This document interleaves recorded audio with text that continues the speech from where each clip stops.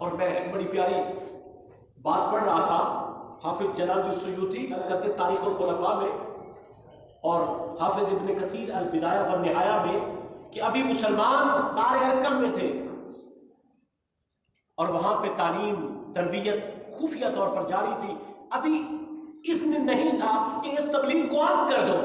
حضرت صدیق اکبر خانہ کعبہ میں حاضر تھے، سرکار تاجدار کائنات بھی وہیں پہ جلوہ گر تھے کہ حضرت صدیق اکبر اجازت مانگنے لگے، یا رسول اللہ صلی اللہ علیہ وسلم مجھے اجازت دے دیں، میں اس بڑے مجمع میں آپ کی شان بیان کرنا چاہتا ہوں۔ آپ نے منع فرمایا، آپ نے فرمایا ابھی وہ وقت نہیں آیا، ابھی یہ ٹائم نہیں ہے، ابھی کچھ انتظار کرو۔ لیکن حضرت سیدنا صدیق اکبر بار بار اصرار کرتے رہے، بالآخر اذن پایا، اجازت ملی۔ اس وقت آپ خانہ کعبہ کے پاس کھڑے ہوئے، پورے مجمع کے سامنے تاجدار کائنات صلی اللہ تعالی علیہ وآلہ وسلم کی عظمتوں کو بیان کرنا شروع کر دیا۔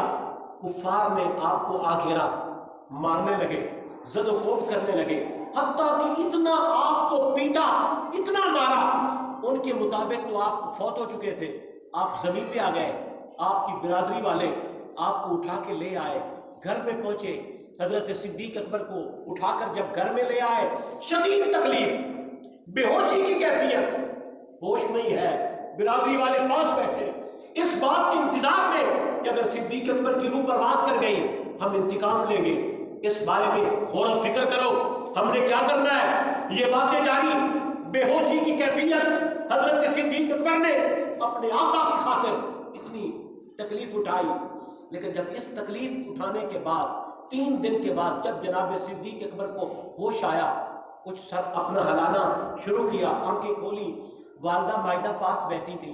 ماں کی محبت تو مثالی ہوتی ہے، اماں جی پہلو میں بیٹھی، اشارہ کیا آنکھ سے، ماں قریب آئی، کہا اماں جی مہربانی فرمائیں، مجھے یہ تو بتائیں میرے آقا کا کیا حال ہے۔ ما فعل رسول اللہ، ما فعل رسول اللہ، میرے آقا کا کیا حال ہے۔ برادری والوں نے جب یہ سنا، پاس بیٹھے ہوئے لوگوں نے سنا، ہمیں اس کی فکر، لیکن اس کو ان کی فکر ہے جن کی خاطر اس کو سزا ملی، ہم جا رہے ہیں، خود اپنا معاملہ دیکھ لینا۔ لوگ سارے چلے گئے، آپ نے اپنی والدہ مائدہ کو قریب بیٹھی امی جی کو عرض کیا، اماں جی بتاؤ نا جی میرے سرکار کا کیا حال۔ انہوں نے کہا میرا بیٹا مجھے خبر نہیں ہے، مجھے اس بات کی اطلاع نہیں ہے۔ انہوں نے کہا جاؤ پھر حضرت عمر کی بہن اس وقت مسلمان ہو چکی تھی، ام جمیل، ان کو جا کر کہو کہ ام جمیل سرکار کا کیا حال ہے۔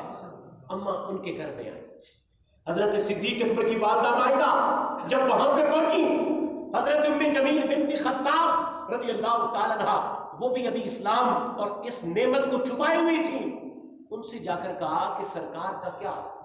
میرے بیٹے ابو بکر نے کہا پوچھاؤ، انہوں نے کہا میں ان باتوں سے باخبر نہیں ہوں، کیونکہ سرکار کا حکم تھا ابھی اس بات کو عیاں نہیں کرنا، لیکن اتنا کرتی ہوں تمہارے ساتھ چلتی ہوں، دیکھتی ہوں بیٹے کا تیرے کا کیا حال ہے۔